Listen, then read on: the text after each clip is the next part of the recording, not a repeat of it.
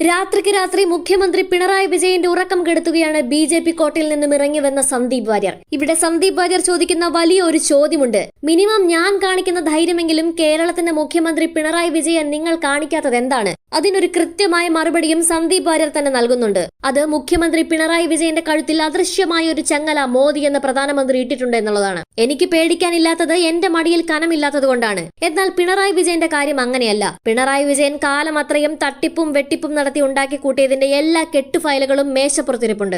അത് ഭയന്നിട്ടാണ് രാത്രിക്ക് രാത്രി എല്ലാ ഗൂഢാലോചനകളും നടത്തി സ്വന്തം മുന്നണിയിലെ CPI പോലെയുള്ള പാർട്ടിയെ പോലും പിണറായിക്ക് തള്ളിപ്പറയേണ്ടി വരുന്നത്. എന്നാൽ ഇനി കോൺഗ്രസിന്റെ കാലമാണ്, എല്ലാവരും കോൺഗ്രസ് വരണമെന്നാണ് ആഗ്രഹിക്കുന്നത് എന്ന് തുടങ്ങി മുഖ്യമന്ത്രിയുടെ ഉറക്കം കെടുത്തുന്ന ഒരു നീണ്ട പ്രസംഗം തന്നെ കാഴ്ചവെക്കുന്നുണ്ട്. ആ രംഗങ്ങളൊന്ന് കാണാം. ഒരു വർഷക്കാലമായി കേരളത്തിലുടനീളം കോൺഗ്രസ് പാർട്ടിയുടെ UDF-ന്റെ വിവിധ പരിപാടികളിൽ പങ്കെടുത്തുകൊണ്ട് കേരളത്തിന്റെ ഗ്രാമാന്തരങ്ങളിലൂടെ യാത്ര ചെയ്യാൻ അവസരം കിട്ടിയ ഒരു രാഷ്ട്രീയ വിദ്യാർത്ഥി, ഒരു പൊതുപ്രവർത്തകൻ എന്നുള്ള നിലയ്ക്ക് ഞാൻ അടിവരയിട്ട് പറയാൻ ആഗ്രഹിക്കുകയാണ്,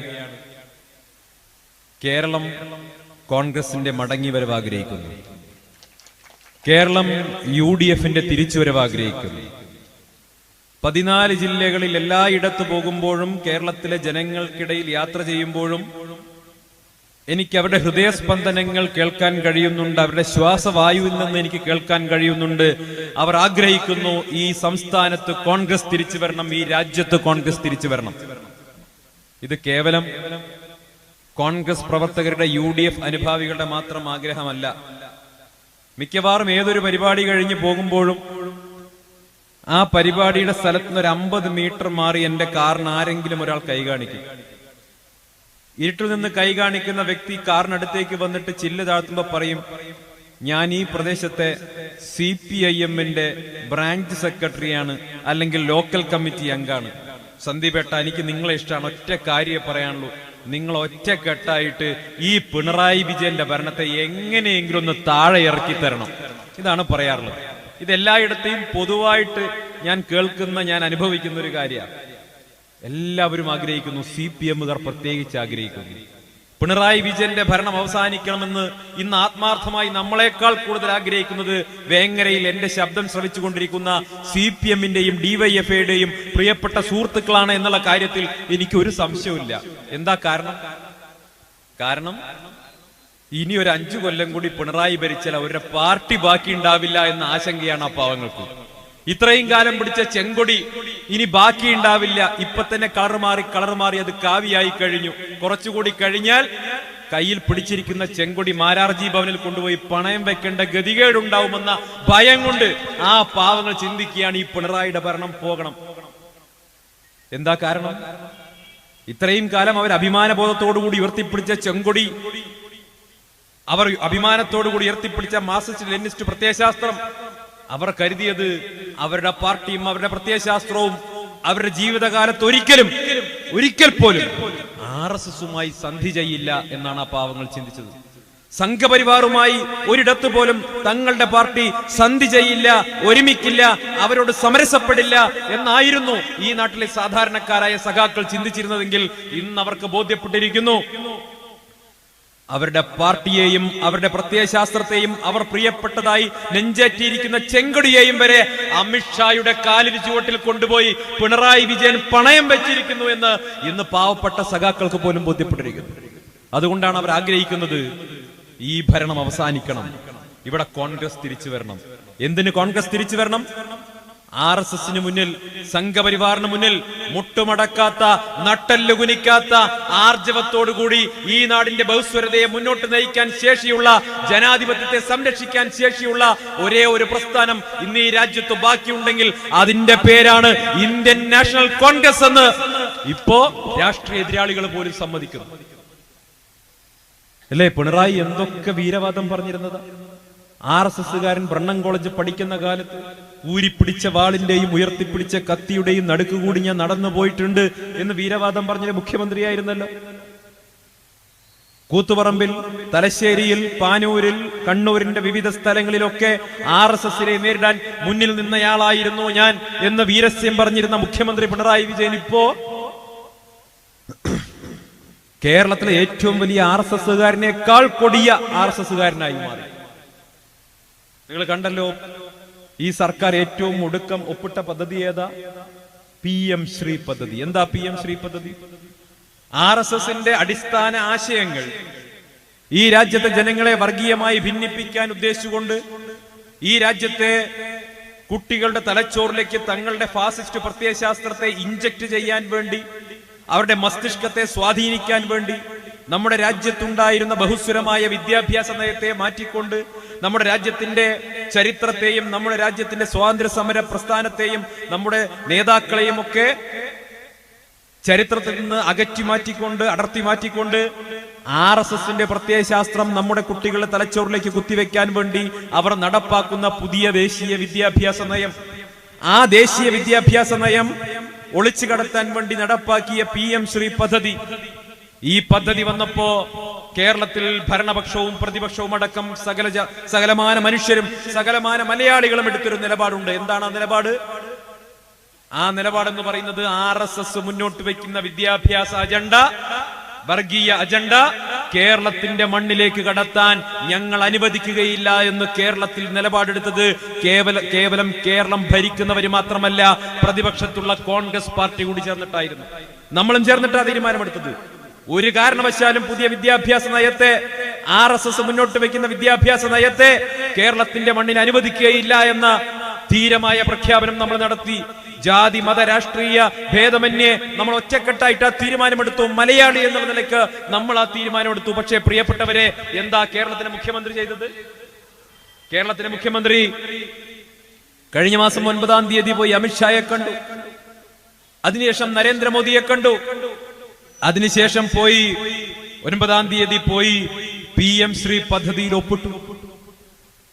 PM ശ്രീ പദ്ധതിയിൽ ഒപ്പിട്ടു. അമിത്ഷായും മോദിയും പറഞ്ഞു, പിണറായി വിജയൻ അടുത്ത് ചെയ്യേണ്ടത് ഞങ്ങളുടെ വിദ്യാഭ്യാസ നയത്തെ അംഗീകരിക്കുക എന്നുള്ളതാണ്. അങ്ങനെ മോദിയും അമിത്ഷായും എന്തു പറഞ്ഞോ അതനുസരിച്ച് പിണറായി വിജയനും സംഘവും ഡൽഹിയിൽ പോയി PM ശ്രീ പദ്ധതിയിൽ ഒപ്പിട്ടു. കേരളത്തിലേക്ക് തിരിച്ചു വന്നു. മന്ത്രിസഭാ യോഗത്തിൽ CPIയുടെ മന്ത്രി, തൃശൂരിലെ ഒല്ലൂരിൽ നിന്നുള്ള ജനപ്രതിനിധിയായ റവന്യൂ മന്ത്രി രാജൻ ഇതൊന്നും അറിയാതെ പറഞ്ഞു. എന്താ പറഞ്ഞത്? ഒരിക്കലും PM ശ്രീ പദ്ധതിയിൽ ഒപ്പിട്ട് പോകരുതെന്ന് പറഞ്ഞു. രാജൻ ഇത് പറഞ്ഞപ്പോ പ്രിയപ്പെട്ടവരെ, എന്താ പിണറായി വിജയൻ ചെയ്തത്? മന്ത്രിസഭയിലെ തന്റെ സഹമന്ത്രി 2-ാം സ്ഥാനക്കാരനായിട്ടുള്ള രാജൻ കേരളത്തിലെ മന്ത്രിമാരുടെ കാറുകളുടെ നമ്പർ നോക്കുമ്പോ 2-ാം നമ്പർ കാർ ഉപയോഗിക്കുന്ന രാജൻ മന്ത്രിസഭയിലെ 2-ാമൻ പറഞ്ഞു ഇതിൽ ഒപ്പിടരുത് എന്ന് പറഞ്ഞപ്പോ പ്രിയപ്പെട്ടവരെ, പിണറായി വിജയൻ അത് കേൾക്കാത്തതുപോലെ ഇരുന്നു. മന്ത്രിസഭയ്ക്കകത്ത് കൂട്ടുത്തരവാദിത്തം ഉണ്ടാകേണ്ട മന്ത്രിസഭയ്ക്കകത്ത് നയപരമായിട്ടുള്ള ഒരു തീരുമാനമെടുക്കുമ്പോൾ മന്ത്രിസഭയുടെ അംഗീകാരം വാങ്ങണമെന്ന മിനിമം മര്യാദ പോലും കാണിക്കാതെ, CPIക്കാരന് പുല്ലുവില പോലും കൊടുക്കാതെ പിണറായി വിജയന്റെ സംഘം അപ്പോഴേക്കും അത് ഒപ്പിട്ട് കഴിഞ്ഞിരുന്നു. വിദ്യാഭ്യാസ മന്ത്രിയോ മുഖ്യമന്ത്രിയോ ഈ കാര്യത്തിൽ രാജൻ മിനിസ്റ്റർ അഭിപ്രായം പറഞ്ഞപ്പോ മറുപടി പോലും പറയാൻ തയ്യാറായില്ല. എന്തിനേറെ ഇടതുപക്ഷ ജനാധിപത്യ മുന്നണിക്കകത്ത് പോലും ഇക്കാര്യം ചർച്ച ചെയ്തില്ല. ഈ ആക്ഷേപം ഉന്നയിച്ചത് കോൺഗ്രസ് പാർട്ടിയല്ല. ആരാ ആക്ഷേപം ഉന്നയിച്ചത്? ആക്ഷേപം ഉന്നയിച്ചത് CPI ആണ്. ആക്ഷേപം ഉന്നയിച്ചത് CPIയുടെ സംസ്ഥാന സെക്രട്ടറി ബിനോയ് വിശ്വം പറഞ്ഞു, ഞങ്ങളെ ചതിച്ചു, ഞങ്ങളോട് ഈ സർക്കാർ ചതി കാണിച്ചു. PM ശ്രീ പദ്ധതിയിൽ ഒപ്പിട്ടതിന് പുറകിൽ ഗൂഢാലോചന നടന്നിരിക്കുന്നു എന്ന് പറഞ്ഞത് CPIയുടെ നേതാക്കന്മാരാ. മന്ത്രിസഭയുടെ കൂട്ടുത്തരവാദിത്തം നഷ്ടപ്പെട്ടു എന്ന് ആരോപിച്ചത് മന്ത്രിസഭയിലെ അംഗങ്ങളായിട്ടുള്ള CPIയുടെ മന്ത്രിമാരാണ്. നിങ്ങൾ ആലോചിച്ച് നോക്കൂ, സ്വന്തം മന്ത്രിസഭയിലെ സഹപ്രവർത്തകരെ പോലും അറിയിക്കാതെ RSS മുന്നോട്ട് വയ്ക്കുന്ന അജണ്ടയിൽ കൊണ്ടുപോയി തുല്യം ചാർത്തി തിരിച്ചു വന്ന പിണറായി വിജയൻ ഇനിയും അധികാരത്തിൽ തുടരണോ എന്ന് CPMകാര് തന്നെ ആലോചിക്കണം, സഖാക്കൾ ആലോചിക്കണം. ഞാൻ പറഞ്ഞല്ലോ, RSSനെ കാണുമ്പോൾ, അമിത്ഷായെ കാണുമ്പോൾ മുട്ടുവിറയ്ക്കുന്ന ഒരു മുഖ്യമന്ത്രിയാണ് കേരളം ഭരിക്കുന്നത് എന്നോർക്കുമ്പോ എനിക്ക് ലജ്ജ തോന്നുകയാണ്. ഓടോ, RSSനെയും BJPയെയും എതിർക്കാൻ ചുരുങ്ങിയ പക്ഷം ഈ സന്ദീപ് വാര്യർ കാണിക്കുന്ന ധൈര്യമെങ്കിലും പിണറായി കാണിക്കണ്ടേ? ഞാൻ അവരുടെ കൂട്ടത്തിൽ നിന്ന് ഇറങ്ങി വന്നിട്ട്, അല്ലെ, ഇത്രയും വലിയ ഫാസിസ്റ്റുകളുടെ കൂട്ടത്തിൽ നിന്ന് ഇറങ്ങി വന്നിട്ട് ഞാൻ ഈ കേരളത്തിൽ ഒരു പോലീസിന്റെ പിന്തുണയില്ലാതെ നടക്കുന്നില്ലേ? എന്നിട്ട് ഈ പിണറായി എന്തിനാ പേടിക്കുന്നത്? പിണറായിക്ക് പേടിയുണ്ട്. കാരണം എന്താ അറിയോ? ഞാനും മൂപ്പരും തമ്മിലൊരു വ്യത്യാസം, എന്റെ മടിയിൽ കനയില്ല എന്നുള്ളതാണ്. എന്റെ വീട്ടിൽ EDയെ വിട്ടാലും CBIയെ വിട്ടാലും ഇനി പിന്നെ വേറെ ഏത് ഏജൻസിയെ വിട്ടാലും എന്റെ വീട്ടിൽ നിന്നൊന്നും കിട്ടാൻ പോകുന്നില്ല. പക്ഷെ പിണറായിയുടെ കഥ അതല്ല. പിണറായിയും കുടുംബവും പിണറായിയുടെ സഹപ്രവർത്തനം ചെയ്ത നൂറായിരം അഴിമതികളുടെ രേഖകളാണ് അമിത്ഷായുടെ ടേബിളിന് മുകളിൽ ഇരിക്കുന്നത്. അതുകൊണ്ട് തന്നെ ഭയമാണ്. ആ ഭയമാണ് മുഖ്യമന്ത്രി പിണറായി വിജയനെ അമിത്ഷായുടെയും സംഘപരിവാരത്തിന്റെയും ദാസനായിട്ട് മാറ്റിയിട്ടുള്ളത്. ഇപ്പൊ പ്രിയപ്പെട്ടവരെ, കേരളത്തിന്റെ ബഹുമാന്യനായിട്ടുള്ള മുഖ്യമന്ത്രി കഴുത്തിലൂടെ നരേന്ദ്രമോദി ഒരു ചങ്ങലയിട്ടിട്ടുണ്ട്. അദൃശ്യമായ ആ ചങ്ങലയിൽ വലിച്ചുകൊണ്ട് നരേന്ദ്രമോദി ചാടിക്കളിക്കടാ കുഞ്ഞിരാമ എന്ന് പറയുമ്പോൾ ചാടിക്കളിക്കുന്ന ഒരു കുഞ്ഞിരാമനായി കേരളത്തിന്റെ മുഖ്യമന്ത്രി മാറി എന്നുള്ളതിൽ ഒരു മലയാളി എന്നുള്ളതിലേക്ക് എനിക്ക് ലജ്ജ തോന്നുകയാണ്. ഇന്നൊരു ആത്മകഥ ഇറങ്ങിയിട്ടുണ്ട്. ഇന്നലെ ആത്മകഥ എഴുതിയത് ഇ.പി. ജയരാജനാണ്. ആരാണ് ഇ.പി. ജയരാജൻ? CPM-ന്റെ വലിയ നേതാവാണ്. കേന്ദ്ര കമ്മിറ്റി അംഗം ഉൾപ്പെടെയുള്ള വലിയ പദവികൾ അലങ്കരിക്കുന്ന മുൻ മന്ത്രിയാണ്. CPM-ന്റെ ബഹുമാന്യനായിട്ടുള്ള നേതാവാണ്. സർവോപരി ഒരു മണ്ടനാണ്. മൂപ്പര് എഴുതിയ ആത്മകഥയാണ് ഇപ്പൊ പുറത്തു വന്നിട്ടുള്ളത്. ആത്മകഥയിൽ മൂപ്പര് പറയുന്നത്, മൂപ്പരുടെ മകനെ ശോഭാ സുരേന്ദ്രൻ ബന്ധപ്പെട്ടു, ഞാൻ ഫോൺ നമ്പർ എടുത്തു, സ്ഥിരമായി വിളിച്ചിരുന്നു, എന്റെ മകനെ സ്ഥാനാർത്ഥിയാക്കാൻ ശ്രമിച്ചു എന്നാ പറയുന്നത്. ഇ.പി. ജയരാജനെ വോട്ട് കിട്ടില്ല, പിന്നെ മൂപ്പരുടെ മകന് വല്ല വോട്ടും കിട്ടാൻ പോകുന്നുണ്ട്. അതുകൊണ്ട് BJP-ക്കാര് ആ മണ്ടത്തിലൊന്നും കാണിക്കുമെന്ന് ഞാൻ കരുതുന്നില്ല. പക്ഷേ ഒരു കാര്യം, അന്ന് BJP-യിൽ ഉണ്ടായിരുന്ന ആൾ എന്നുള്ള നിലയ്ക്ക് ഞാൻ കൃത്യമായി പറയുന്നു, ഇ.പി. ജയരാജനുമായി BJP ഡീലുണ്ടാക്കാൻ ശ്രമിച്ചിരുന്നു. ഇ.പി. ജയരാജൻ BJP-യിൽ ചേരാൻ പാതി മനസ്സോടെ സമ്മതിച്ചതാണ്. ഡീല് നടന്നതാ. മൂപ്പരുടെ റിസോർട്ടിൽ ആരാ പാർട്ണർഷിപ്പ്? BJP-യുടെ സംസ്ഥാന പ്രസിഡന്റ് CPM-ന്റെ കേന്ദ്ര കമ്മിറ്റി അംഗത്തിന്റെ റിസോർട്ടിൽ പാർട്ണർ അല്ലേ? നിങ്ങൾ ആലോചിച്ച് നോക്ക്. ഏതെങ്കിലും ഒരു കോൺഗ്രസിന്റെ വാർഡ് കമ്മിറ്റി പ്രസിഡന്റും ഒരു BJP നേതാവും തമ്മിലായിരുന്നു പാർട്ണർഷിപ്പ് ഉണ്ടായിരുന്നെങ്കിൽ ഈ നാട്ടിലുണ്ടാകുന്ന പുകിൽ എന്തൊക്കെയാവുമായിരുന്നു? അവിടെയാണ് CPM-ന്റെ കേന്ദ്ര കമ്മിറ്റി അംഗവും BJP-യുടെ സംസ്ഥാന പ്രസിഡന്റും ചേർന്ന് കച്ചവടം നടത്തുന്നത് ഈ നാട്ടില്. എന്നിട്ട് ഇപ്പൊ പറയാണ്, എനിക്ക് ആ പരിപാടിയൊന്നും ഉണ്ടായില്ല, ശോഭ വിളിച്ചത് മകനെ സ്ഥാനാർത്ഥിയാക്കാണ്. ഞാൻ നേരത്തെ പറഞ്ഞല്ലോ, മണ്ടനാണ്, ഒരു നുണ പറയാൻ പോലുള്ള കഴിവില്ലാത്തൊരു മനുഷ്യനാണ്. ഇതൊന്നും സഖാക്കൾ വിശ്വസിക്കുമെന്ന് ഞാൻ കരുതുന്നില്ല. കാരണം നേരത്തെ പാലക്കാട് ഉപതെരഞ്ഞെടുപ്പിന്റെ സമയത്ത് മൂപ്പരുടെ വേറൊരു ആത്മകഥയുടെ പേജുകൾ പുറത്തു വന്നതാ. എന്തായിരുന്നു? കട്ടൻ ചായയും പരിപ്പോടയും എന്നോട്ട് അങ്ങനെ ഒരു പുസ്തകം വലിയ വിവാദമായല്ലോ. അതുകൊണ്ട് സഖാക്കളെ, നിങ്ങളുടെ ഒരു നേതാക്കളെയും നിങ്ങൾ വിശ്വസിക്കേണ്ട. എല്ലാവർക്കും BJP-യുമായി ധാരണയുണ്ട്. എല്ലാവർക്കും BJP-യായിട്ട് ധാരണയുണ്ട്. ഇന്നത്തെ കാലത്ത് CPM-ഉം BJP-യും തമ്മിൽ ഒരു വ്യത്യാസവും ഇല്ല. രണ്ടു കൂട്ടരും എല്ലാ തലങ്ങളിലും സമാനമായിട്ടുള്ള ആശയങ്ങൾ പറയുന്നു, സമാനമായിട്ടുള്ള കാര്യങ്ങൾ നടപ്പാക്കുന്നു, സമാനമായിട്ടുള്ള കോർപ്പറേറ്റ് മുതലാളിമാരുമായിട്ട് ചങ്ങാത്തം ഉണ്ടാക്കുന്നു. അല്ലെങ്കിൽ നിങ്ങൾ ആലോചിച്ച് നോക്കും, ഉമ്മൻചാണ്ടി സാർ മുഖ്യമന്ത്രി ആയിരിക്കുമ്പോൾ വിഴിഞ്ഞം പദ്ധതി കൊണ്ടുവന്നപ്പോ എന്തായിരുന്നു ആരോപണം? 5000 കോടി രൂപയുടെ കടൽക്കൊള്ള എന്നാണ് ദേശാഭിമാനിയിൽ എഴുതിയത്. അന്ന് പിണറായി വിജയൻ പറഞ്ഞു, ഞങ്ങൾ അധികാരത്തിൽ വന്നാൽ അദാനിയെ പറപ്പിക്കും പറഞ്ഞതാ. എന്നിട്ട് അധികാരത്തിൽ വന്നപ്പോ എന്താ ചെയ്തത്? പിണറായി വിജയൻ അദാനിയുടെ പേരെഴുതിയ ബലൂൺ പറപ്പിക്കുന്ന ഫോട്ടോ നമ്മൾ കണ്ടു. അതാ കണ്ടത്. അദാനിയുടെ മകൻ കരൺ അദാനിയെ ക്ലിഫ് ഹൗസിനകത്തേക്ക് ക്ഷണിച്ചു കൊണ്ടുപോയി സദ്യ വിളമ്പിക്കൊടുത്തു പിണറായി വിജയൻ. നിങ്ങൾ ആലോചിച്ച് നോക്കൂ, ഈ അദാനി ആരാണ്? നരേന്ദ്രമോദിയുടെ ഏറ്റവും പ്രിയപ്പെട്ട കൂട്ടുകാരൻ, BJP-യുടെ ഫണ്ട് റൈസർ, BJP-ക്ക് വേണ്ടി കോടികൾ ഇറക്കിക്കൊണ്ട് ഇന്ത്യയിലെ രാഷ്ട്രീയത്തെ മുഴുവൻ, ജനാധിപത്യത്തെ മുഴുവൻ വിലക്കെടുക്കുന്ന കോർപ്പറേറ്റ് മുതലാളി. ആ കോർപ്പറേറ്റ് മുതലാളിയുമായിട്ടാണ് ഇപ്പോ CPM-ന് ചങ്ങാത്തമുള്ളത്, പിണറായി വിജയന് ചങ്ങാത്തമുള്ളത്. നിങ്ങൾ ഏത് മേഖലയിലാണ് BJP-യുമായിട്ട് ഇപ്പൊ സഹകരിക്കാത്തത്? അതുകൊണ്ട് തന്നെ നിങ്ങളും BJP-യും തമ്മിലുള്ള വ്യത്യാസങ്ങൾ നേർത്തില്ലാതാവുകയാണ്. ഒരു വ്യത്യാസവും ഇല്ല.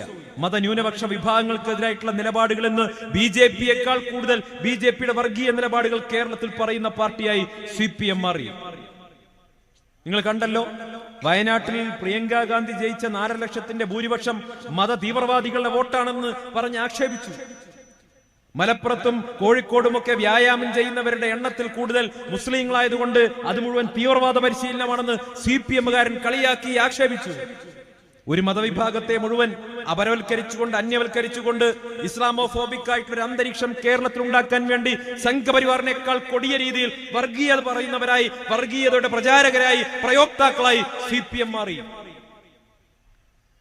പ്രിയപ്പെട്ടവരെ, അതുകൊണ്ടാണ് ഞാൻ പറയുന്നത്, ചുവപ്പും കാവിയും തമ്മിലുള്ള ആ മാറ്റം ഇപ്പൊ നമുക്ക് ബോധ്യപ്പെടുന്നില്ല. ചുവപ്പ് നരച്ച് അല്ലെങ്കിൽ ചുവപ്പ് ദ്രവിച്ച് കാവിയായി മാറിക്കഴിഞ്ഞു. അതുകൊണ്ട് തന്നെ കാവിയും ചുവപ്പും തമ്മിൽ കാലവ്യത്യാസമില്ലാത്ത, തിരിച്ചറിയാൻ കഴിയാത്ത കാലാവസ്ഥയിലാണ് നമ്മൾ ജീവിക്കുന്നത്.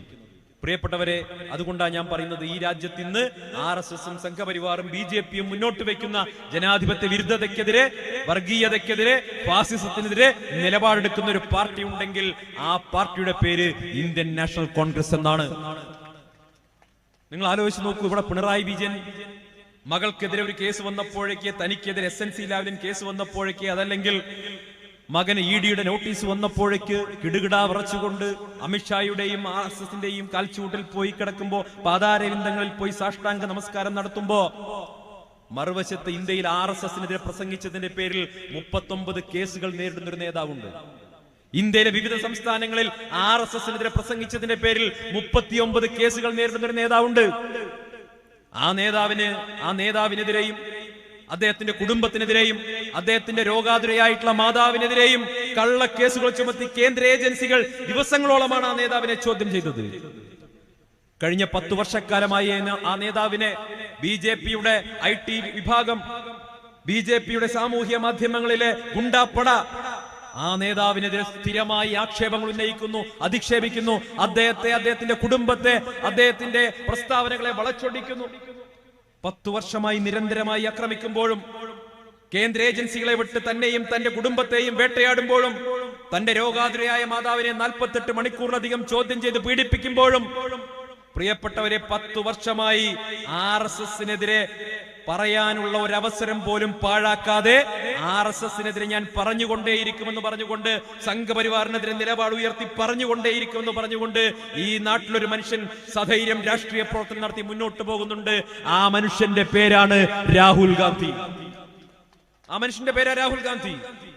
കന്യാകുമാരി മുതൽ കാശ്മീർ വരെ മഴയെന്നോ പേമാരിയെന്നോ കൊടുങ്കാറ്റെന്നോ മഞ്ഞ് വീഴുന്ന കാശ്മീരിലെ താഴ്വരകളെന്നോ വ്യത്യാസമില്ലാതെ നരേന്ദ്രമോദിയുടെ ഫാസിസ്റ്റ് ഭരണകൂടത്തിനെതിരായിട്ടുള്ള നിലപാടുമായിട്ടൊരു മനുഷ്യൻ കോടിക്കണക്കിന് വരുന്ന ഇന്ത്യക്കാരെ ചേർത്ത് പിടിച്ചുകൊണ്ട് നടക്കുന്നു. ആ മനുഷ്യന്റെ പേരാണ് രാഹുൽ ഗാന്ധി. ഞാൻ ആഗ്രഹിച്ചു പോവുകയാണ്, ചിന്തിച്ചു പോവുകയാണ്, രാഹുൽ ഗാന്ധിയുടെ നട്ടെല്ലിന്റെ ഒരു ഫോട്ടോ സ്റ്റാറ്റ് എടുത്തിട്ടെങ്കിലും കേരളത്തിന്റെ മുഖ്യമന്ത്രിക്ക് വെച്ചുകൊടുത്തിരുന്നെങ്കിലെന്ന് ഞാൻ ആഗ്രഹിച്ചു പോവുകയാണ്. സംഘപരിവാറിനെതിരെ പോരാടാൻ, BJPക്കെതിരെ പറയാൻ നിങ്ങൾ എന്തേ ഭയക്കുന്നു? മറുവശത്ത് രാഹുൽ ഗാന്ധി മാതൃക കാണിച്ചു തരുന്നുണ്ട്. എത്രയോ കൊടിയ ആക്രമണങ്ങൾ നേരിടുമ്പോഴും, വലിയ തോതിൽ പീഡനങ്ങൾ അനുഭവിക്കേണ്ടി വരുമ്പോഴും, അന്വേഷണ ഏജൻസികളെ വിട്ടുകൊണ്ടുള്ള ഭീഷണികൾ നേരിടുമ്പോഴും ആ മനുഷ്യൻ പതറാതെ, ഇടറാതെ, ഒരിടർച്ച പോലും കാണിക്കാതെ ചങ്കൂറ്റത്തോടുകൂടി രാജ്യത്ത് രാഷ്ട്രീയ പ്രവർത്തനം നടത്തുന്നു. സധൈര്യം മോദിക്കെതിരായിട്ടുള്ള നിലപാടുകൾ പറയുന്നു. അത് തമിഴ്നാടായിക്കോട്ടെ, കേരളമായിക്കോട്ടെ, ബീഹാർ ആയിക്കോട്ടെ, കശ്മീർ ആയിക്കോട്ടെ, എല്ലായിടത്തും പോയി അദ്ദേഹം സധൈര്യം തന്റെ നിലപാടുകൾ ഉയർത്തി പറയുന്നു. അത് തന്നെയാണ് രാഹുൽ ഗാന്ധിയുടെ മഹത്വം എന്ന് പറയുന്നത്. പ്രിയപ്പെട്ടവരെ, അതുകൊണ്ട് തന്നെ ഈ രാജ്യത്ത് രാഹുൽ ഗാന്ധി നയിക്കുന്ന ഒരു പോരാട്ടമുണ്ട്. ആ പോരാട്ടം നേരത്തെ ബഹുമാന്യ DCC പ്രസിഡന്റ് സൂചിപ്പിച്ചതുപോലെ ജനാധിപത്യത്തെ സംരക്ഷിക്കാനുള്ള പോരാട്ടമാണ്. ആ ജനാധിപത്യത്തിനെ താങ്ങി നിർത്തുന്ന, അതിന്റെ കാവലായിട്ടുള്ള ഇന്ത്യയുടെ മനോഹരമായ ഭരണഘടനയുണ്ട്. ആ ഭരണഘടന സംരക്ഷിക്കാനുള്ള പോരാട്ടമാണ് രാഹുൽ ഗാന്ധിയും കോൺഗ്രസും ഇന്ന് നടത്തുന്നത്. നിങ്ങൾ ആലോചിച്ച് നോക്കുക, ആ മനോഹരമായിട്ടുള്ള ഭരണഘടനയും ജനാധിപത്യവും ഇല്ലായിരുന്നെങ്കിൽ നമ്മുടെ നാടിന്റെ ഗതി എന്താകുമായിരുന്നു? ഇന്ന് ഈ സായം സന്ധ്യയിൽ എനിക്കും നിങ്ങൾക്കും ഇവിടെ ഇരുന്ന് ഇതുപോലെ രാഷ്ട്രീയം പറയാൻ സാധിക്കായിരുന്നു. കേരളത്തിലെ മുഖ്യമന്ത്രി മുതൽ രാജ്യത്തിന്റെ പ്രധാനമന്ത്രി മുതൽ രാജ്യത്തെ രാഷ്ട്രീയ നേതൃത്വങ്ങളിൽ ആരെയും വിമർശിക്കാൻ, നമ്മുടെ അഭിപ്രായം പറയാൻ, സ്വതന്ത്രമായ അഭിപ്രായം പറയാൻ നമുക്ക് എന്തുകൊണ്ടാണ് സ്വാതന്ത്ര്യം ഉണ്ടായത്? നമ്മുടെ നാടിന് മനോഹരമായ ഒരു ഭരണഘടന ഉണ്ടായതുകൊണ്ടാണ്.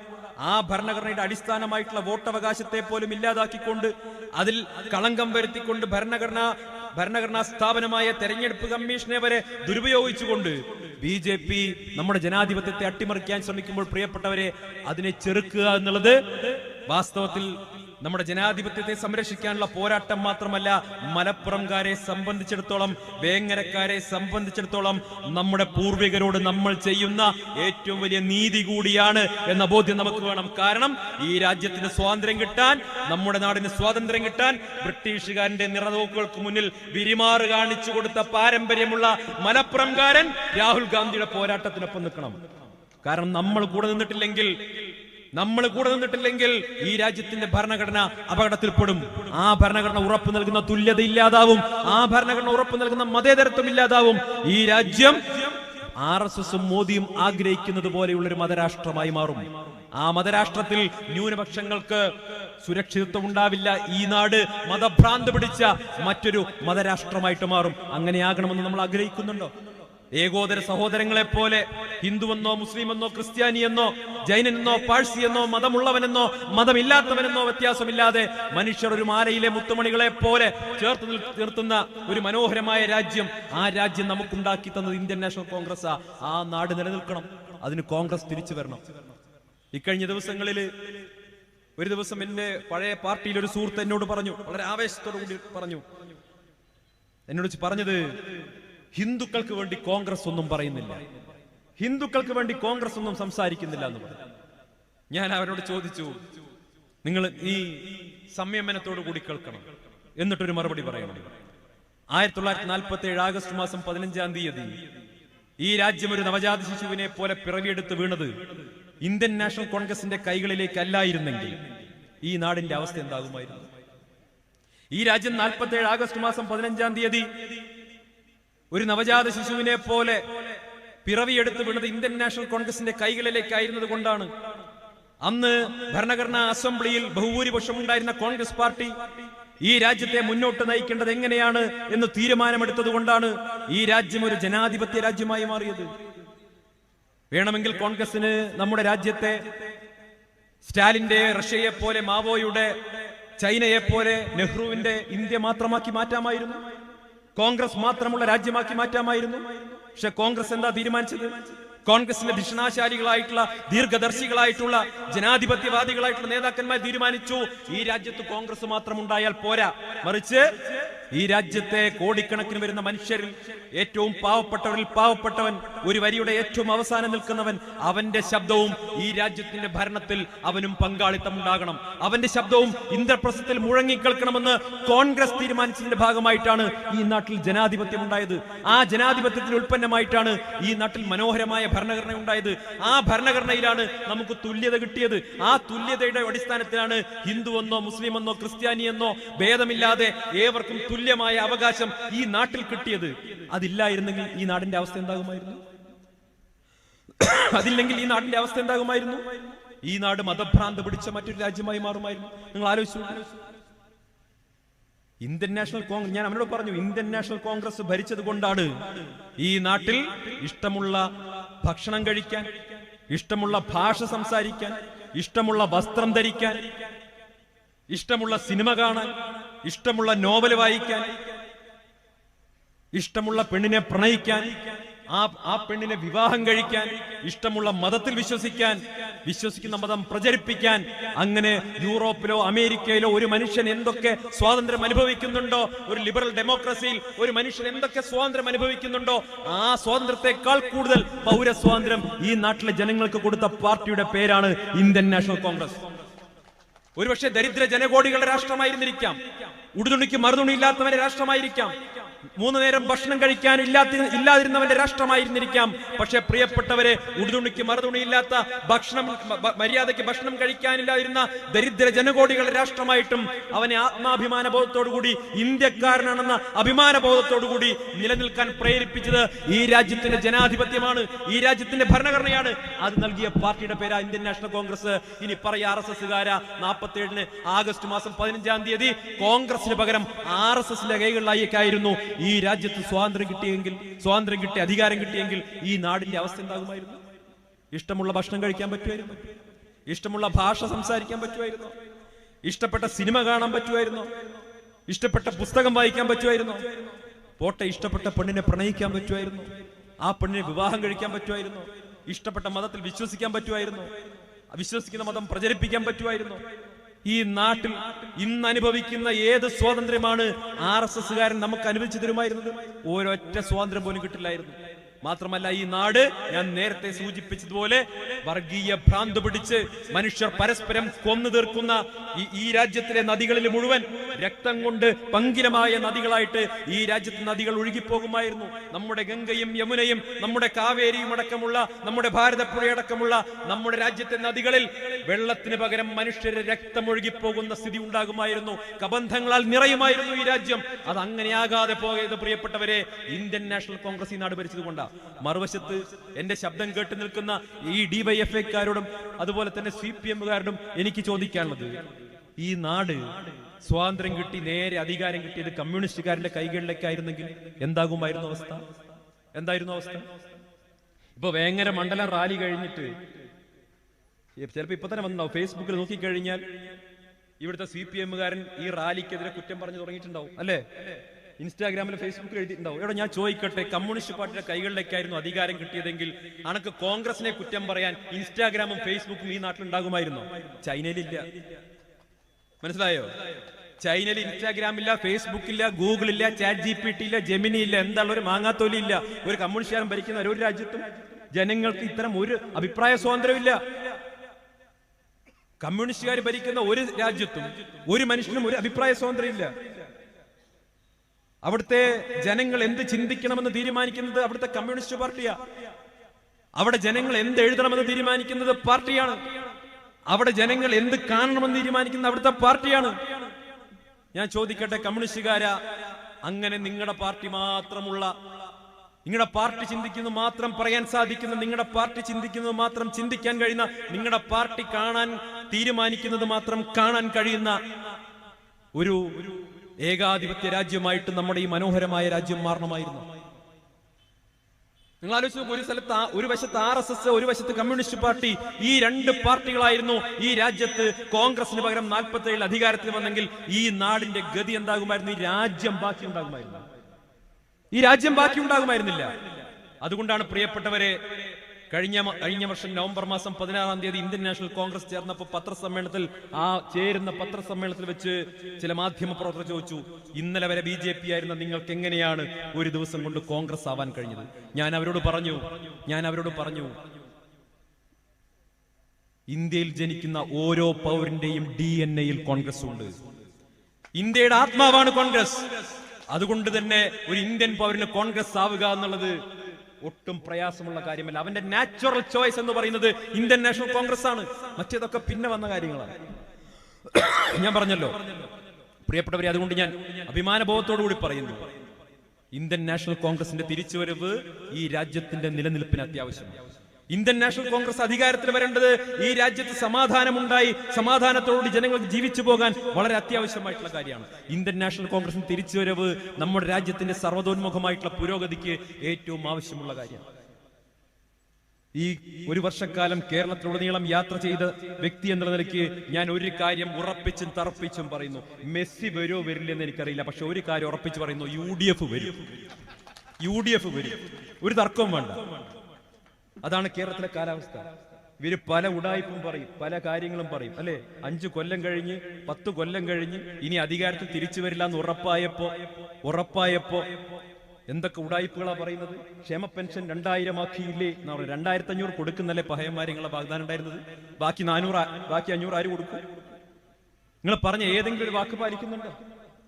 9 കാലായി നമ്മളൊക്കെ, എന്റെയൊക്കെ പ്രയാസം, ഞങ്ങളൊക്കെ അമ്പലത്തിന് മുമ്പ് പോയില്ലെന്നില്ലാന്നുണ്ടെങ്കിൽ അവസാനത്തെ സ്വർണം കൂടി ഇവർ അടിച്ചുകൊണ്ട് പോകും. രാത്രി ആയി കഴിഞ്ഞ് അമ്പലത്തിലെ മുതല മുഴുവൻ കട്ടുകൊണ്ടുപോവാണ്. ശബരിമലയില് നിങ്ങൾ കണ്ടില്ലേ, സ്വർണ്ണപ്പാളി അടക്കമുള്ള കാര്യങ്ങൾ മോഷ്ടിച്ചു കൊണ്ടുപോകുന്നു. ഇതുപോലെ അമ്പലം വിഴുങ്ങികൾ.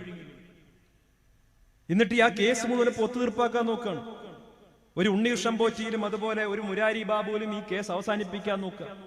പക്ഷെ നിങ്ങൾക്കറിയോ, ഇത് വിജയ് മല്യ കൊടുത്ത സ്വർണം അത് ചെമ്പുപാളിയാണെന്ന് ആദ്യം എഴുതി കൊടുത്തയാളുടെ പേര് വാസു എന്നാണ്. ആരാ വാസു? CPM-ന്റെ നേതാവ്, അന്ന് ദേവസ്വത്തിന്റെ കമ്മീഷണറാണ്. പിന്നീട് അത് ചെമ്പുപാളിയാണെന്ന് എഴുതി കൊടുത്തത് പത്മകുമാറാണ്. ആരാ പത്മകുമാർ? CPM-ന്റെ MLA. പിന്നീട് 2025 വീണ്ടും ഇത് മുഴുവൻ മോഷണം നടന്നു എന്നറിഞ്ഞിട്ടും വീണ്ടും അതെടുത്ത് ഉണ്ണീഷ്ണം പോറ്റിയുടെ കയ്യിലേക്ക് കൊടുക്കാൻ പറഞ്ഞത് പ്രശാന്താണ്. ആരാ പ്രശാന്ത്? CPM-കാരൻ. ഈ CPM നേതാക്കളിലേക്ക് അന്വേഷണം എത്താതിരിക്കാൻ വേണ്ടിയിട്ടാണ് ഇപ്പൊ ബോധപൂർവമായ പരിശ്രമം നടത്തുന്നത്. പക്ഷേ ഒരു കാര്യം നിസ്സംശയം പറയാം, പണ്ടൊക്കെ ദൈവം പിന്നേക്കും പിന്നെയായിരുന്നെങ്കിൽ ഇപ്പൊ ATM പോലെയാണ്, കുത്തി അപ്പ കിട്ടും അല്ലെ. അയ്യപ്പ സംഗമം നടത്തി ജനങ്ങളെ പറ്റിക്കാൻ നോക്കിയതാ, ഒരാഴ്ച കൊണ്ട് ഹൈക്കോടതി വലിച്ചു പുറത്തേക്ക് കിട്ടും. ഒരാഴ്ച കൊണ്ട് അയ്യപ്പ സംഗമം നടത്തിയിട്ട് നിങ്ങൾ കണ്ടല്ലോ, ആ ഗോൾ അയ്യപ്പ സംഗമം നടത്തി. വേദിയിൽ ആരൊക്കെ ഉണ്ടായിരുന്നത്? പിണറായി വിജയൻ ഉണ്ടായിരുന്നു, വാസവൻ ഉണ്ടായിരുന്നു, പിന്നെ പിണറായി വിജയന് ജയ പാടുന്ന കുറച്ച് നേതാക്കന്മാരുണ്ടായിരുന്നു. ഞാൻ അവരുടെ പേരൊന്നും പറയാൻ ആഗ്രഹിക്കുന്നില്ല. എന്നിട്ട് പിണറായി വിജയൻ ഒരാൾ സർട്ടിഫിക്കറ്റ് കൊടുക്കുകയാണ്. എന്താ സർട്ടിഫിക്കറ്റ്? പിണറായി വിജയൻ സർട്ടിഫിക്കറ്റ്. പിണറായി വലിയ ഭക്തനാണ്, പറഞ്ഞ ആളെ ഞാൻ പറയുന്നത്. പിണറായി വലിയ ഭക്തനാണ്. ഞാൻ അന്ന് പറഞ്ഞു, നമ്മൾ ഈ മലപ്പുറത്തേക്കുള്ള ഞാൻ പറഞ്ഞു പോയതാണ്, പിണറായി ഭക്തനാന്നൊക്കെ പറഞ്ഞാൽ ഞങ്ങൾ വിശ്വസിക്കൂല. പിണറായി ഹിന്ദുക്കളത്തെ മുനാഫിക്കാണ്, കപട ഭക്തൻ. ഇയാൾ പറഞ്ഞ എങ്ങനെയാ ഇയാൾ എങ്ങനെയാ ഭക്തനാവുന്നത്? ശബരിമലയിലെ ആചാരങ്ങൾ മുഴുവൻ ലംഘിക്കാൻ വേണ്ടി കനകദുർഗയെയും ബിന്ദു അമ്മണിയെയും അങ്ങോട്ട് കയറ്റിക്കൊണ്ടുപോയി, പോലീസിന്റെ സഹായത്തോടുകൂടി കയറ്റിക്കൊണ്ടുപോയി അവിടെ ആചാര ലംഘനം നടത്തിയതിനു ശേഷം പിണറായി പിറ്റേ ദിവസത്തെ പത്രസമ്മേളനത്തിൽ ഒരു അട്ടഹാസം നടത്തിയിട്ടുണ്ട്. ആ പത്രസമ്മേളനം ഓർമ്മയുണ്ടോ? രാമായണ സീരിയലിലെ പണ്ട് രാക്ഷസന്മാർ ചിരിക്കും, അതുപോലൊരു ചിരിയായിരുന്നു പിണറായിയുടെ ചിരി. നിങ്ങൾ മറന്നാലും സഖാക്കളെ, അതൊന്നും ഈ നാട്ടിലെ കോടിക്കണക്കിന് വരുന്ന അയ്യപ്പ വിശ്വാസികൾ മറക്കാൻ പോകുന്നില്ല. അതുപോലെയുള്ള ദ്രോഹമാണ് നിങ്ങൾ ശബരിമലയോട് ചെയ്തത്. ഇപ്പൊ ഏറ്റവും ഒടുക്കം നടത്തിയിട്ടുള്ള ഈ സ്വർണ്ണപ്പാളി മോഷണം, ശബരിമലയിൽ മാത്രമല്ല ഗുരുവായൂരടക്കം കേരളത്തിലെ പ്രധാനപ്പെട്ട ക്ഷേത്രങ്ങളിലെ സ്വർണം മുഴുവൻ, അവിടുത്തെ സ്വത്തുക്കൾ മുഴുവൻ കഴിഞ്ഞ 10 വർഷക്കാലം കൊണ്ട് അവർ അടിച്ചു മാറ്റിയിരിക്കുകയാണ്. ഒരു തർക്കവും വേണ്ട. 6 മാസം കഴിഞ്ഞ് UDF അധികാരത്തിൽ വന്നാൽ കേരളത്തിലെ ക്ഷേത്ര മുതലുകൾ കട്ടെടുത്ത മുഴുവൻ CPM നേതാക്കന്മാരുടെയും സ്ഥാനം കേരളത്തിലെ സെൻട്രൽ ജയിലുകളിലായിരിക്കുമെന്ന് മുന്നറിയിപ്പ് തരാൻ ഞാൻ ആഗ്രഹിക്കുക. ഇത് വെറുതെ വിടാൻ പോകുന്നില്ല. കാരണം ആരോ ആയിക്കോട്ടെ, ഏത് മതവിശ്വാസി ആയിക്കോട്ടെ, ആ മതവിശ്വാസി ദൈവത്തിന് സമർപ്പിച്ചത്, ആഗ്രഹിച്ച് സമർപ്പിച്ച ആ സ്വത്ത്, അത് ദൈവത്തിൽ നിക്ഷിപ്തമായിട്ടുള്ള ആ സ്വത്ത്, അത് മോഷ്ടിച്ചെടുത്താൽ അതിനേക്കാൾ കൊടിയ പാപം വേറൊന്നുമില്ല. അതിനേക്കാൾ കൊടിയ പാപം വേറൊന്നുമില്ല. അതുകൊണ്ട് തന്നെ ഇനിയിപ്പോ ശബരിമലയോട് ചെയ്തിട്ടുള്ള കാര്യങ്ങൾക്ക് പരിഹാരക്രിയ എന്നുള്ള നിലയ്ക്ക് നിങ്ങളിപ്പോ അയ്യപ്പ സംഗമം പരിപാടിയൊക്കെ നടത്തുന്നുണ്ടല്ലോ, അതൊന്നും നടത്തിയുകൊണ്ട് ഒരു കാര്യവുമില്ല. ഇനിയിപ്പോ മുഹമ്മദ് റിയാസും പിണറായി 41 ദിവസം വ്രതെടുത്ത് ശബരിമലയിൽ പോയാൽ പോലും തീരാത്തത്ര പാപം നിങ്ങൾ ചെയ്തു കഴിഞ്ഞു. ഞാൻ ദീർഘിപ്പിക്കുന്നില്ല പ്രിയപ്പെട്ടവരെ, നിരവധിയായിട്ടുള്ള ഉദാഹരണങ്ങൾ നമുക്ക് പറയാനുണ്ട്. കഴിഞ്ഞ 5 വർഷക്കാലം കൊണ്ട് 10 വർഷക്കാലം കൊണ്ട് ഈ സർക്കാർ ചെയ്ത ദ്രോഹങ്ങൾ. നമ്മുടെ നാട്ടിലെ സാധാരണക്കാരായ ജനങ്ങൾക്ക് ജീവിക്കാൻ കഴിയാത്ത സാഹചര്യം ഉണ്ടായി. ഏതേത് മേഖലകളിലാണ് വിലക്കയറ്റമില്ലാത്തത്? ഉപ്പ് മുതൽ കർപ്പൂരം വരെ സകലമാന സാധനങ്ങൾക്ക് ഇന്നിപ്പോ വരുന്ന സമയത്ത് ചിഞ്ചുറാണി നമ്മുടെ ക്ഷീര വികസന മന്ത്രി പറഞ്ഞിരിക്കുന്നത് പാലിന്റെ വില കൂട്ടാൻ പോവാ. എപ്പോ? പഞ്ചായത്ത് ഇലക്ഷൻ കഴിഞ്ഞാൽ പാലിന്റെ വില കൂട്ടുന്ന അഡ്വാൻസ് ആയി പ്രഖ്യാപിച്ചു. പാലിന്റെ വില മാത്രമാണോ? വെള്ളത്തിന്റെ കരം എത്രയാ വർദ്ധിപ്പിച്ചത്? കറണ്ട് ചാർജ് എത്രയാ വർദ്ധിപ്പിച്ചത്? നമ്മുടെ ഭൂനികുതി എത്രയാ വർദ്ധിപ്പിച്ചത്? 1000 സ്ക്വയർ ഫീറ്റിന്റെ വീടുണ്ടാക്കാൻ പഞ്ചായത്തിൽ ഒരു അപേക്ഷയുമായി പോയി കഴിഞ്ഞാൽ അതിന്റെ ബിൽഡിംഗ് പെർമിറ്റിന് എത്ര ഇരട്ടി കൊടുക്കണം? ഭൂനികുതിയും അതുപോലെ വീട്ടുനികുതിയും അടക്കം സാധാരണക്കാരായ മനുഷ്യരെ പോക്കറ്റടിക്കുന്ന ഒരു സർക്കാർ, ഇതുപോലെ സർക്കാർ മുമ്പുണ്ടായിട്ടുണ്ട്. ഇവിടുത്തെ സർക്കാർ ഉദ്യോഗസ്ഥന്മാർക്ക് 19% DA കുടിശ്ശിക കിട്ടാൻ ബാക്കിയാണ്. ആയിരക്കണക്കിന് കോടി ഉറുപ്പിക സർക്കാർ ജീവനക്കാർക്ക് കൊടുക്കാൻ ബാക്കിയാണ്. കോൺട്രാക്ടർമാർക്ക് പണം കൊടുക്കാൻ ബാക്കിയാണ്. ആകപ്പാടെ ഈ നാട്ടിൽ ഏതെങ്കിലും ഒരു കരാറുകാർക്ക് പണം കിട്ടുന്നുണ്ടെങ്കിൽ അത് ഊരാളുങ്കലുകാർക്കാണ്. ഈ നാട്ടിലെ സകലമാന സാധനങ്ങളും ഊരാളുങ്കലിനാണല്ലോ. എന്തൊക്കെയാ ഊരാളുങ്കലിന്? റോഡ് ഉണ്ടാക്കാൻ ഊരാളുങ്കൽ, പാലം ഉണ്ടാക്കാൻ ഊരാളുങ്കൽ, ക്യാമറ വെക്കാൻ ഊരാളുങ്കൽ, ബിരിയാണി വെക്കാൻ ഊരാളുങ്കൽ, എല്ലാത്തിനും ഊരാളുങ്കലാണ്. ഈ പണം മുഴുവൻ CPM നേതാക്കന്മാർക്ക് പോകുന്നു. അവിടുന്ന് മാസപ്പടിയായി വീണ വിജയന് പോകുന്നു.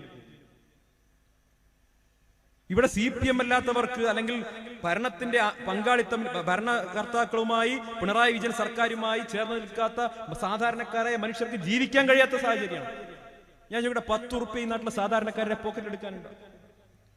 പാവപ്പെട്ടവന് ജീവിക്കാൻ കഴിയുന്ന സാഹചര്യമുണ്ട്.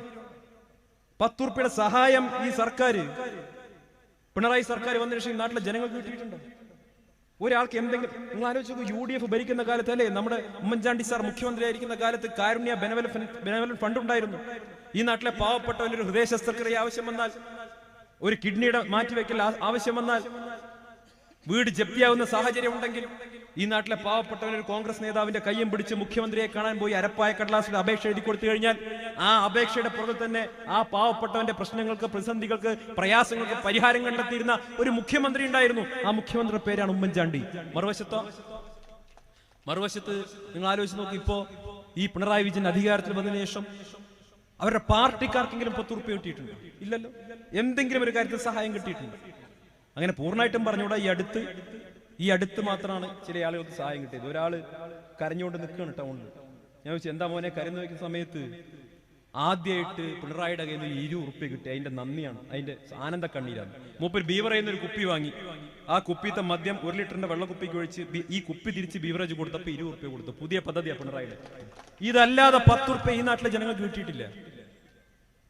ഞാൻ ചോദിക്കാൻ ആഗ്രഹിക്കുകയാണ്, ഈ നാട്ടിലെ CPM അടക്കമുള്ളവരോട് ചോദിക്കും, നിങ്ങളുടെ ഗവൺമെന്റ് വന്ന് നിങ്ങൾക്ക് എന്ത് സഹായം കിട്ടി, എന്ത് ഉപകാരം കിട്ടി? മറുവശത്ത് ഉമ്മൻചാണ്ടി സർക്കാർ അധികാരത്തിലിരുന്നപ്പോൾ ഈ നാട്ടിലെ സാധാരണക്കാരായ പാവപ്പെട്ട മനുഷ്യർക്ക് എന്തൊരു പ്രയാസം വന്നാലും ഞങ്ങൾക്കൊരു ഗവൺമെന്റിനോട് സഹായിക്കാൻ ഒരു പ്രതീക്ഷയുണ്ടായിരുന്നെങ്കിൽ ഇന്ന് പാവപ്പെട്ടവൻ ദൈവത്തിൽ മാത്രം വിശ്വസിച്ച് ജീവിക്കുക.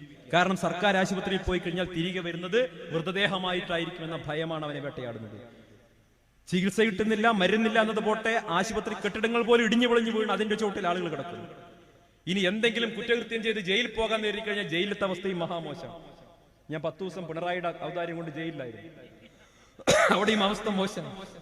ഈ നാട്ടിൽ എവിടെയും ജീവിക്കാൻ കഴിയാത്ത സാഹചര്യം. പ്രിയപ്പെട്ടവരെ, ഞാൻ ദീർഘിപ്പിക്കുന്നില്ല. അതുകൊണ്ട് തന്നെ ഈ നാടിനെ സർവ്വതോന്മുഖമായിട്ട് പുറകോട്ടടിച്ച 10 വർഷക്കാലം കൊണ്ട് ഈ നാടിനെ കുട്ടിച്ചോറാക്കിയിട്ടുള്ള പിണറായി ഭരണത്തെ അറബിക്കടലിലേക്ക് വലിച്ചെറിയേണ്ട സമയമായി. അതിന് നമുക്കെല്ലാവർക്കും ഒത്തൊരുമിച്ച് നിന്നുകൊണ്ട്, ജനങ്ങൾക്കൊപ്പം നിന്നുകൊണ്ട് ആ ജനങ്ങളുടെ പ്രതീക്ഷയെ നിറവേറ്റാൻ നമുക്കെല്ലാവർക്കും കഴിയണം. അതിനുള്ള തുടക്കമായി വേങ്ങര മണ്ഡലത്തിന്റെ ഇന്നത്തെ ഈ റാലിയെ മാറ്റിയെടുക്കാൻ നമുക്ക് സാധിക്കട്ടെ എന്ന് മാത്രം ആശംസിച്ചുകൊണ്ട് ഞാൻ എന്റെ വാക്കുകൾക്ക് വിരാമമിടുന്നു. ജയ് ഹിന്ദ്, ജയ് കോൺഗ്രസ്.